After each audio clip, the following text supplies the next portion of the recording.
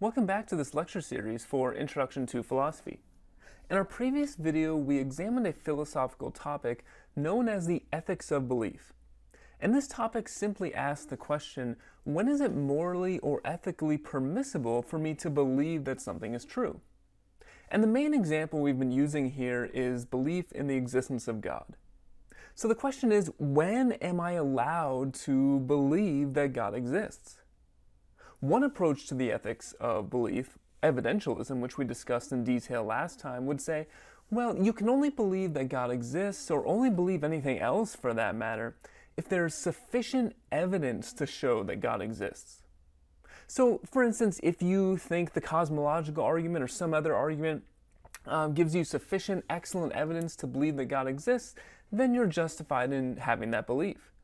But if you don't have such an argument, if you don't think you have enough evidence, rationally speaking, to know that God exists, then evidentialism would say you are not justified morally and ethically in believing that God exists. And the reason Clifford, who is the main representative of the evidentialist position we examined last time, the main reason he holds this is he thinks that we degrade the rational and scientific and evidence-based character of society when we hold beliefs that are not supported and justified by the evidence. Now, in this video, we're going to look at a response to Clifford's view, which in the previous video I called Prudentialism.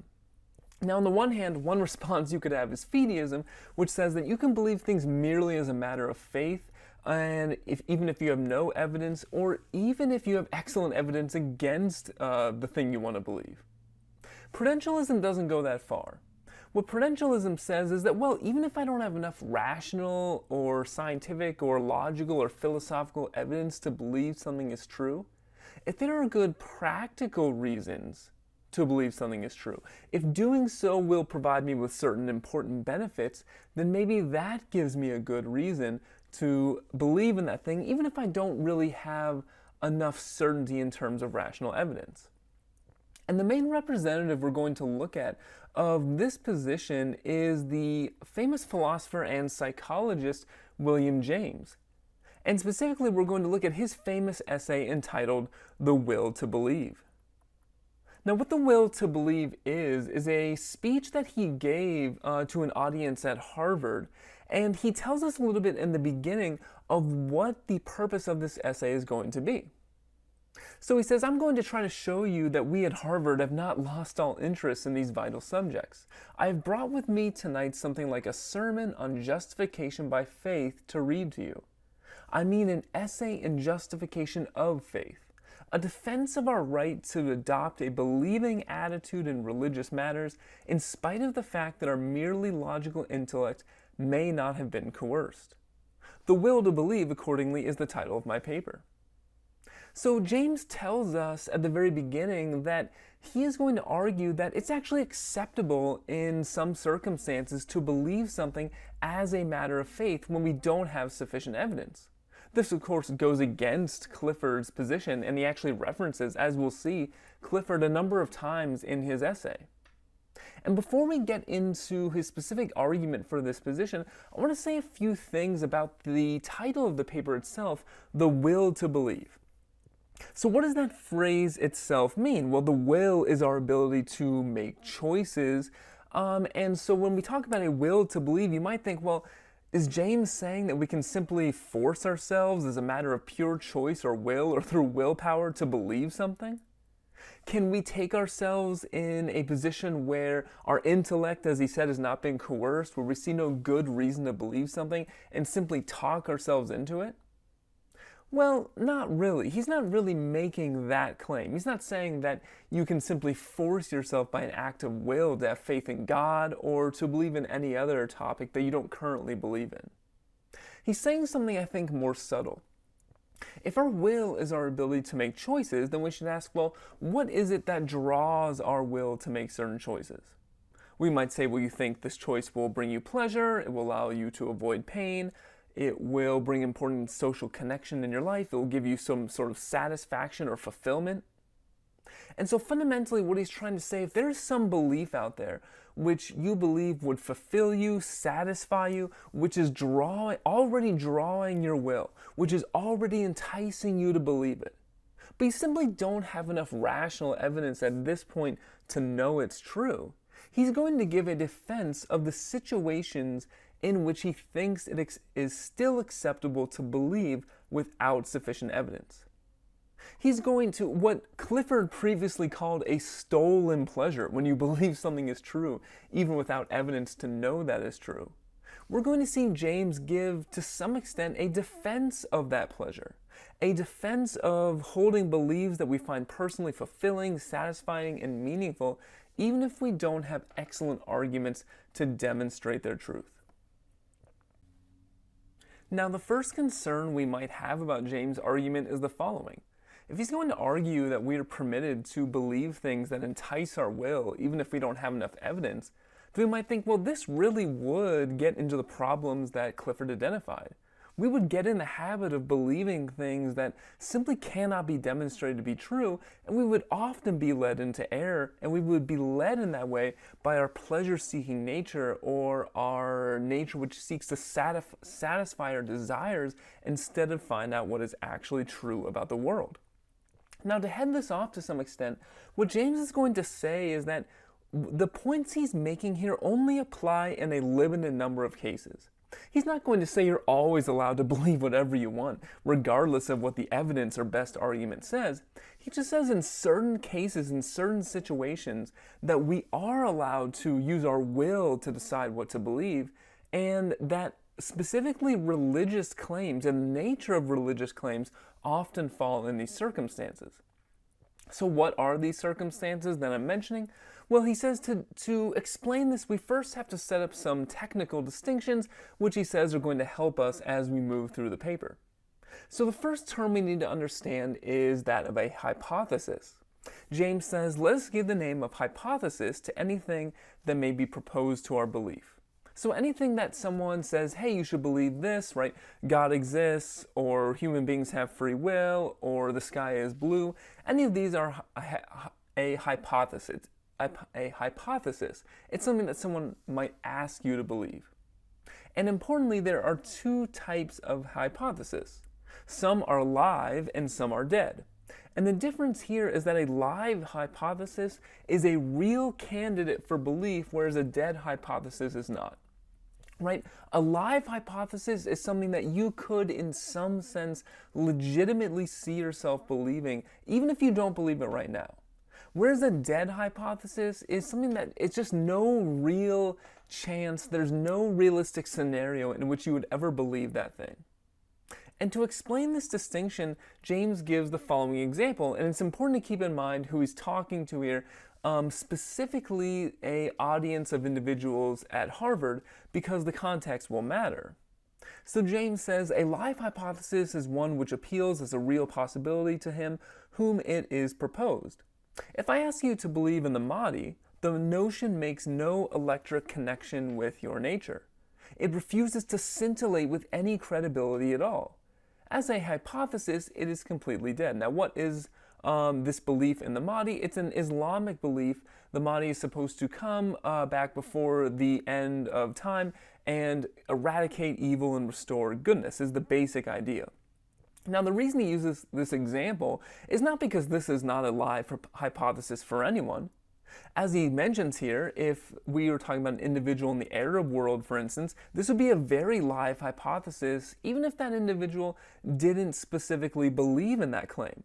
It would be a claim they were familiar with, something they grew up hearing about, maybe something they were raised to believe as a child, but maybe they gave up later on. But given that he's not talking in that cultural context, but is talking to this audience at Harvard University in the United States, it's unlikely that most of the people to whom he was talking, it's unlikely that would be a live hypothesis for them. And the reason for this is not because of anything about the hypothesis itself. Again, in a different cultural context, it would be a very live hypothesis. But it is a relative quality. It's relative to the audience in question. So he explains this point This shows that the deadness and liveness in a hypothesis are not intrinsic properties, but relations to the individual thinker. They are measured by his willingness to act. So there are all sorts of things that you don't believe right now that still could be live hypotheses for you. For instance, let's imagine an individual, and this is an example that James will give in a second. Let's imagine an individual who was raised in the United States, who was born to a Christian family, who later gave up their religious belief, and now they're an atheist. Now, even though this person is an atheist, Christianity would still be a live hypothesis for them. Why? Well, they grew up in a cultural context where Christianity was prevalent. They grew up in a family that is Christian. They probably used to go to church, right? So even if right now they are not a Christian, they've given up that belief, they could probably still see to some extent the possibility of acting in a way a Christian would act because they probably have done so before and they're familiar with the idea. So that's the first distinction, this idea between a live and dead hypothesis. Now, with this distinction in place, then we can move toward talking about what James calls options. Right, so he says a hypothesis is just something that you might believe or might not. And the decision of whether to believe a hypothesis, he calls an option. And specifically, James is going to be concerned with describing what he calls forced living and momentous options. And that's because these are the options where he thinks it's permissible to use our will to believe. So we have to characterize options in three different ways. So the first question is, living or dead? Are the choices presented in the option live hypotheses? Right? If both of the options presented are live hypotheses for the individual in question, then we say it's a living option. So James uses the example I just talked about, right? The idea of be an agnostic or be a Christian is one for the audience that he's specifically talking about. Both of those would be live options, even though, of course, you can't be both of those things. So if both of the options, if both of the choices presented are live, then we would say that the option is a living one. The second distinction is between options that are forced or options that are avoidable. And when we talk about this distinction, we're asking, are the choices presented in this option, are the hypotheses presented, do I have to choose one of these or can I avoid it entirely? And he explains this point in the following way. James tells us, next, if I say to you, choose between going out with your umbrella or without it. I do not offer you a genuine option, for it is not forced. You can easily avoid it by not going out at all. Right? So the person that tells you, look, you can either go out with your umbrella or you can go out and leave your umbrella at home, you can say, I don't have to do either of those things, I'll just stay home. If you say either love me or hate me, well, I don't have to do those. I could just like you, I could be totally neutral toward you. If you say either call my theory true or call it false, I could just say, I'm not going to give you any judgment on your theory, or I'm just uncertain. So all of those would be avoidable options. But some options that are presented to us are forced. It is impossible for us not to choose one of the options. For instance, James gives the following example.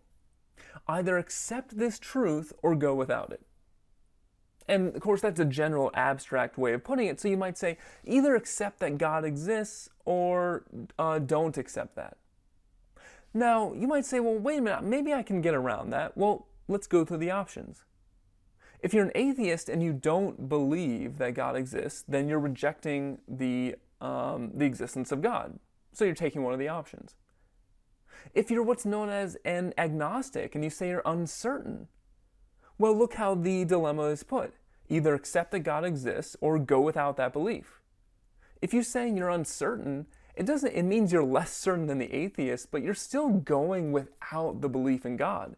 So you've still chosen one option.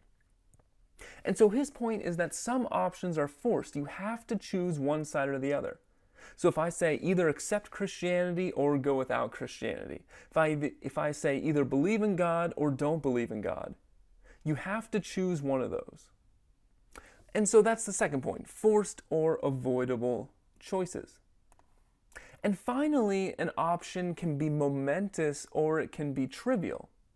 It can be an option which makes the choice of which makes a great deal of importance to my life, or it can be a choice or option that just really doesn't matter at all. So he gives the following example. He says, finally, if I were Dr. Nansen and proposed to you to join my North Pole expedition, your option would be momentous, for this would probably be your only similar opportunity, and your choice now would either exclude you from the North Pole sort of immortality altogether, or put at least the chance of it into your hands. So if someone says, go on this once-in-a-lifetime journey to the North Pole with me, that is a momentous choice. Because, first of all, it's something that's probably not going to come around again. It's something that is going to make a great deal of difference to your life. It's an experience that many people won't have. It's an experience that could go very well for you, or it could also go very wrong for you. So it's a fundamentally important choice. On the other hand, if I just say, hey, do you want to go to lunch next Wednesday? Well, you know you're going to have plenty of opportunities to go out to lunch again. Many people have done this. There's nothing unique about the experience. It's likely not going to give you long-term satisfaction. There's really not much risk involved. So that's a trivial option or a trivial choice. Okay, now with these distinctions in place, we can now define what James will call a genuine option. He tells us that a genuine option is forced, living, and momentous. So what does that mean? Well, it's forced. You have to choose one side or the other. There is no avoiding the choice that's presented in the option. You have to choose one hypothesis or choose the other hypothesis. In addition, it's living. Both of the options are ones you could conceivably, presumably, see yourself believing. To some degree, they entice your belief. It's so it's realistic you could be either one of them.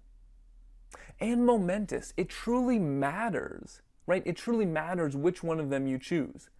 There might be a significant risk with either option, and it will make a great deal of difference to your life which of these hypotheses you choose to believe. And we should stop and reflect for a minute, because what James is going to say is that when you're faced with a genuine option and you don't have sufficient evidence to know which hypothesis is true, you are allowed, permitted, and justified in using your will to believe. Now, why would that be? Well, let's just think through each of these three characteristics. The choice is forced, right? You have to choose one or the other, so that you can't just avoid the whole situation. You're put in a situation where you have to choose one or the other. It's living. Both of these are calling you in some sense. Both of these are, to some extent, attractive to your will, and the choice you make really matters. So if you're forced into making a choice that really matters, and you don't have sufficient evidence, well, then you can't simply just say, well, I'm not going to decide. To not decide is still to make a decision. This is one of James' fundamental points. If the choice is either believe in God or don't believe in God, and you say, well, there's not sufficient evidence for me to know which of these is true, so I'm just not going to decide. Well, you have made a decision. In doing that, you have decided to not believe in God. You've decided to go without that belief, for better or worse. And if that is truly an important decision, if the decision you have whether to believe in God or not believe is actually a choice that matters and makes a great deal of difference to your life, then you don't get any benefit from simply remaining undecided or saying I can't make a decision because I don't see the evidence one way or another. What James is trying to identify here are those situations where we're forced into making a decision and where a decision has to be made and we simply cannot squirt around it, you might say. And we see this exact point in how James outlines the thesis of his paper. James tells us, the thesis I defend is, briefly stated, this. Our passional nature not only lawfully may, but must, decide an option between propositions whenever it is a genuine option that cannot by its nature be decided on intellectual grounds. So he's saying, look, if you don't have enough evidence, if you can't decide a question on intellectual grounds, but it's a genuine option, then you still have to make a choice. To say under such circumstances, he says, do not decide but leave the question open, is itself a passional decision, just like deciding yes or no, and is attended with the same risk of losing the truth. So if you have a genuine option where the evidence doesn't decide the question, and you just decide not to answer it, then that means that there is some sort of value you are using that is determining that you're not going to answer the question, that you're not going to make a choice. And because you're forced into the choice, that means it can't be avoided anyway. You have to choose. And he says, ultimately, no matter what you do, there is some risk involved. Right, so Clifford's Credo, it's wrong always, everywhere, and for anyone to believe anything on insufficient evidence, seems to say, well, we can just simply mitigate all risk by not believing if we don't have evidence. But that's not true. That's not true, because where the choice is forced, and you have to decide, then no matter what you do, you are making a choice. And if we don't have evidence to know which is true, you're going to have to make a decision, and you cannot avoid risk. And so perhaps what James is going to say, we should act courageously.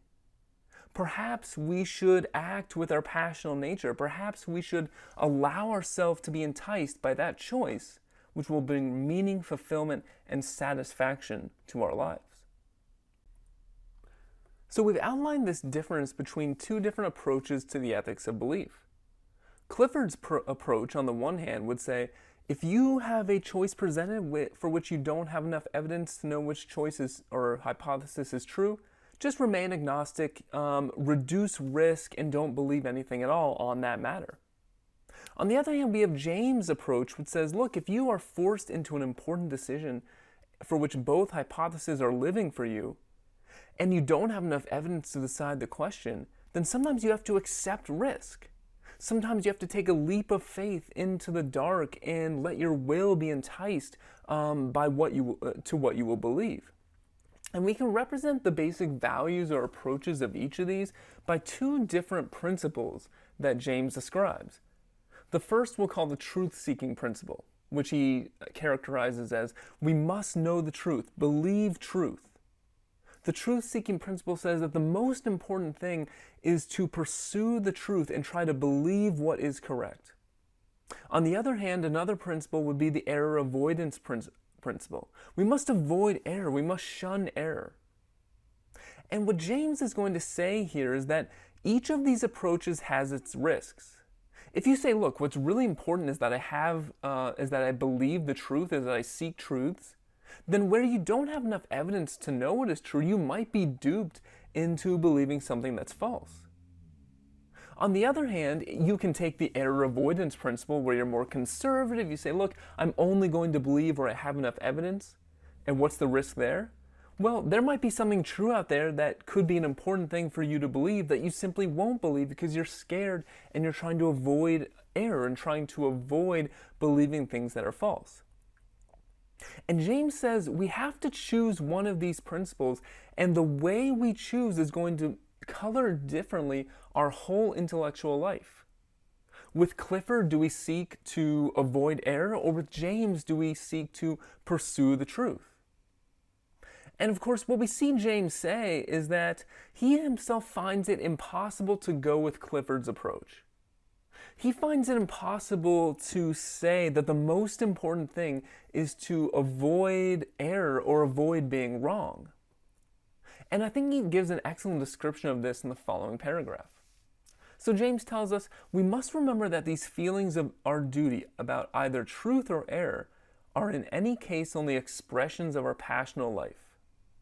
Biologically considered, our minds are as ready to grind out falsehoods as veracity, and he who says, better to go without belief forever than believe a lie, merely shows his own preponderant private horror of becoming a dupe. So look, he's saying, the choice between these two approaches, it's not like there's some objective reason or some absolute principle that says which one of these we should go with. Right? People are going to be biased in different ways. Some people might be more attractive to a riskier strategy in which you try to seek out truths, even if you don't fully have evidence for them. Others might be more attracted to a more conservative approach where you just try to avoid error. But he says in any case, each of these choices represents certain values that we subjectively hold. And he continues on, he says, for my own part, look, he says, I have a horror of being duped. James admits, I don't want to be wrong. I don't want to believe things that are false. And you can imagine why, especially in the context of religious belief. A great fear could be I go throughout my life believing that a certain set of religious claims about the universe or God or religious tradition or religious practice is true, and then I get to a point where I find out that it's not actually true. I'm convinced that it is built on a house of cards, that it's all false, that my entire life I was duped into believing things that are not actually the case. And of course, it doesn't just have to be about religion, it could be about any sort of system of belief to which we devote ourselves to. It is really a great fear we should have of being wrong. But despite that, James says, I can believe that worse things than being duped may happen to a man in this world. He says, what Clifford is telling us is like a general informing his soldiers, it's better to keep out of battle forever than risk a single wound.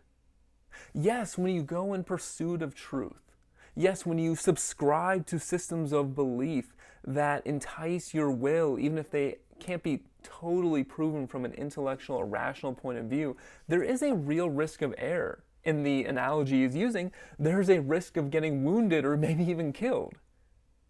But what is courage? Courage in the context of a battlefield is the willingness to put your life and your body on the line in order to attain the good purpose, we'll say, of winning a just war against an evil enemy. What is courage in the intellectual context? The willingness to put yourself out there and believe in things that you may not know absolutely to be true, knowing that you might be deceived, knowing that you could be wrong, and being willing to take that risk. And James continues on, our errors are surely not such awfully solemn things. In a world where we are so certain to incur them, in spite of all our caution, a certain lightness of heart seems healthier than this excessive nervousness on their behalf. He says, look, we're all going to be wrong sometimes. We're all going to believe things that are not true. So how should we react to that? Should we be anxious and nervous and take an ultra-conservative approach where we say, I'm never going to put myself out on a limb, I'm never going to believe anything unless I have a knockdown philosophical argument? Or do we adopt an approach of lightness of heart? I'm going to experiment, I'm going to play, I'm going to believe in things that entice my will, that satisfy me, that fulfill me, knowing that I'm doing so, I'm taking a risk from an intellectual point of view. But I think in James' view, that just is part and parcel of what it would mean to have intellectual courage. In order to convince us that his approach is correct, James points out that there are already a number of areas of life where we take this sort of courageous leap of faith and believe things even when we don't have sufficient evidence. And some of the examples he gives of these genuine options that we're forced into and must choose to believe something without evidence come in a sort of social sphere. So he makes this point about interpersonal relationships. He says, do you like me or not, for example? Whether you do or not depends in countless instances on whether I meet you halfway, am willing to assume that you must like me and show you trust and expectation. If I stand aloof and refuse to budge an inch until I have objective evidence, until you shall have done something apt, 10 to 1 your liking never comes. So suppose you're trying to establish a friendship with someone or some sort of relationship with someone, and you say, look, I'm not going to believe that this person likes me until I see absolute clear proof that in fact they do.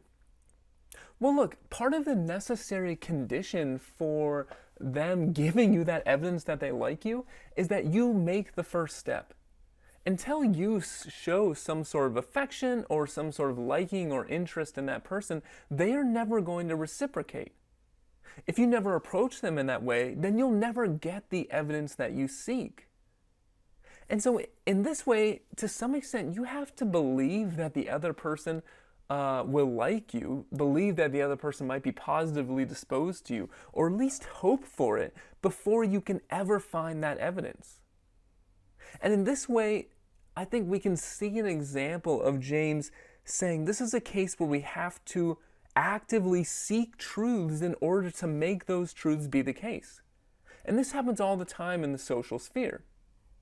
He gives another example of more widespread or wide-scale social cooperation, which makes the same point.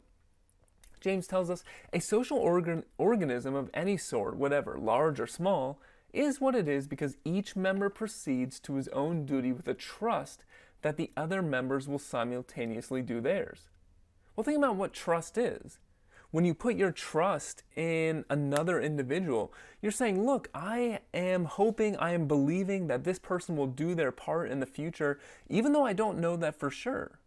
And even if they've done their part in the past, we don't actually have clear evidence of what this person will do in the future, and we know there are cases where people don't do their part. But in order for a social cooperation to work, everyone needs to have trust and have a belief that everyone is going to do what they're supposed to do. He continues on, a government, an army, a commercial system, a ship, a college, an athletic team, all exist on this condition, without which not only is nothing achieved, but nothing is even attempted. Again, if you had an athletic team who said, look, I'm not going to do my part to help this team win until I see that everyone else is doing their part. Well, if everyone took that attitude, nothing would happen at all. No one would even try. It takes that courageous first step and belief on the part of everyone to bring the group to fruition, to achieve what it's intended to achieve. He gives another example. A whole train of passengers, individually brave enough, will be looted by a few highwaymen simply because the latter can count on one another, while each passenger fears that if he makes a movement of resistance, he will be shot before anyone else backs him up. So if you've got a whole train car of people who say, I'm not going to do anything to stop these highwaymen until I see evidence that anyone else is going to do something, then everyone's just going to stand there and allow the highwaymen to rob or loot the train or get away with whatever the crime they're engaging in. And so in the social sphere, one of the points James wants to make is that we have to take a first step to bring certain facts into existence. He tells us there are then cases where a fact cannot come at all unless a preliminary faith exists in its coming. And where faith and fact can help create the fact, that would be an insane logic which should say that faith running ahead of scientific evidence is the lowest kind of immorality.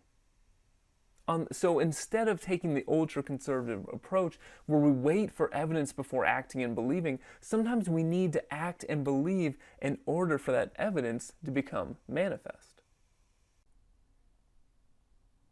So we've seen how many of James' points work in the social sphere, and the idea of acting before you have complete evidence is really necessary for social trust. But remember, our initial question was, can the same be said about religious hypotheses, the idea that God exists, or specific claims of religious traditions? Is our choice to believe in these things forced living and momentous? Well, to some extent, that's going to depend on what the religious hypothesis is. If the option we are considering is go with the religious hypothesis or believe the religious hypothesis or don't, then to evaluate that, we have to know what is this religious hypothesis which James thinks we're allowed to believe even without complete evidence. Well, he characterizes it with the following two qualities. So James tells us first, the religious hypothesis says that the best things are the more eternal things, the overlapping things, the things in the universe that throw the last stone, so to speak, and say the final word. Perfection is eternal. And on the one hand, the fact that the major religious claim, of course, is that God exists, makes perfect sense of this idea. God is said to be eternal, God is said to be perfect, God is said to be all good, all-knowing, all-powerful, exist outside of space and time. And of course, it is a fundamental religious tenet or claim that God is ultimate goodness. God is what is best. And so, but even if we take it out of that more metaphysical realm and even talk about it more practically, religious traditions are often very old from the standpoint of human history and long-standing traditions. Many people gain meaning from them, not just from the religious practice itself and the benefits that are promised to the believer in the future, but also from participating in a long-standing religious community and the social connection that gives you, not just with people now, but also with people in the past who have undergone those same rituals and believe those same things. So the first point is that the religious hypothesis says that perfection is eternal, that the best things are the most eternal things. And the second quality or claim of the religious hypothesis is that we are better off even now if we believe that first thing to be true. And so he's saying, look, many religions will have an idea of an afterlife. And so the idea is if you believe in God, if you believe in various tenets of the religion, you'll be rewarded with life in heaven or eternal blessings or what have you. And so that could be part of it. But what he is saying is that we are better off even right now, putting the point of the afterlife aside, if we believe that the best things are the more eternal.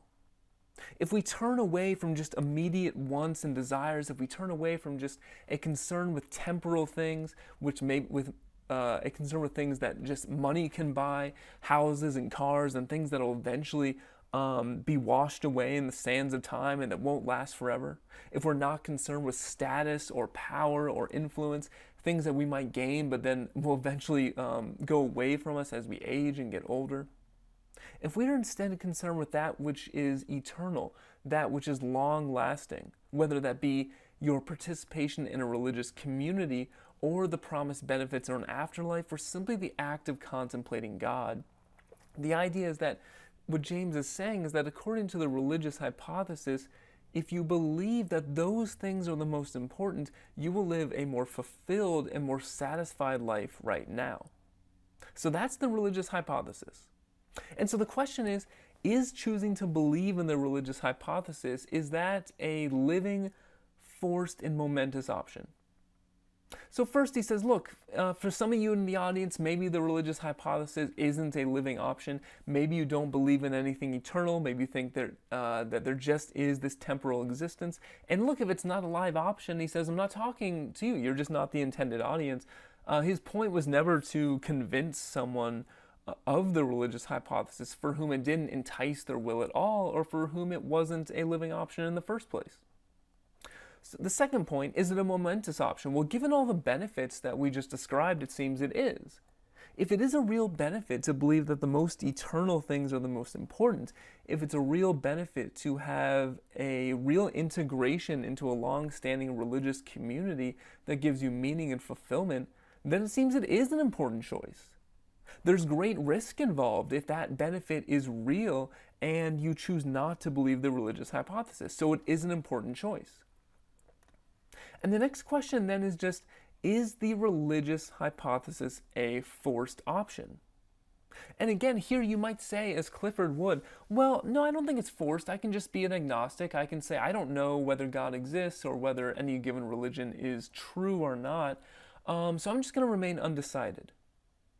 But James's point is that if you remain undecided, then those benefits that you get from believing the religious hypothesis will ultimately escape you. James tells us we cannot escape the issue by remaining skeptical and waiting for more light, because although we do avoid error in that way if religion be untrue, we lose the good if it be true, just as certainly as if we positively choose to disbelieve. So even if you're not saying, look, I know that religion is false, you're not saying that, you're just saying I'm uncertain and I'm going to withhold belief, then you still don't get those benefits. All the benefits of fulfillment and satisfaction in this life or potentially another in which come through believing the religious hypothesis, if you just remain agnostic, if you ride the fence, you're still not going to get the benefits. And for that reason, it is a forced option. He continues to explain, better risk loss of truth than chance of error. That is your faith vetoer's exact position. He's actively playing his stake as much as the believer is. He is backing the field against the religious hypothesis, just as the believer is backing the religious hypothesis against the field. So he says, look, either you believe and you put your bets on the benefits of religion, or you're a skeptic and you bet against religion. That's the choice in front of you. But either way, it's an option you must choose. So given how he's defined the religious hypothesis and the benefits of it, he's going to say it's a forced, living, and momentous option. He's going to say there's a risk no matter what you choose, whether you choose to believe it or be skeptical about it. And for that reason, he's going to say we are justified in choosing to believe the religious hypothesis, and also justified in not.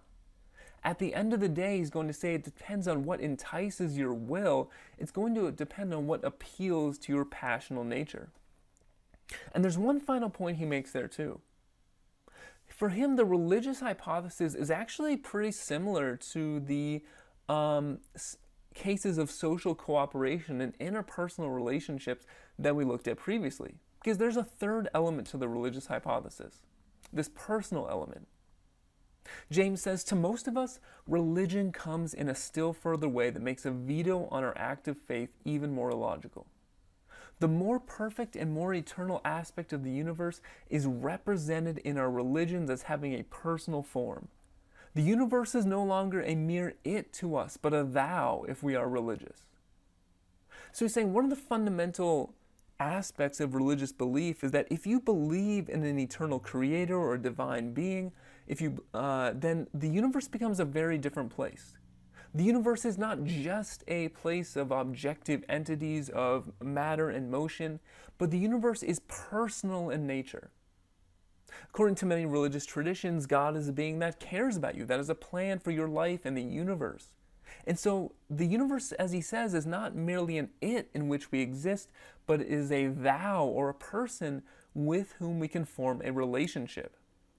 And just like in interpersonal relationships between humans, you can't expect someone to like you if you don't show some liking toward them. It's the same with the religious hypothesis. He says, we feel too as if the appeal of religion were made to us were made to our own active goodwill, as if evidence might be forever withheld from us unless we meet the hypothesis halfway. You can't expect someone to like you or get into a relationship with you if you don't meet them halfway. You can't expect the religious hypothesis about the existence of God and the universe being a person to make sense to you, to appeal to your will. You can't expect to see the evidence for it if you also don't make an attempt to meet it halfway. And so for that reason, the same reasons we have for trusting our fellow human beings, for entering into social cooperation with them, for entering into interpersonal relationships with them, the same reasons we have for meeting that halfway, for acting and believing prior to having evidence, we also have those same reasons to act and believe as religious believers prior to having full and sufficient evidence. So I will stop there. Thank you for listening, and I'll see you next time.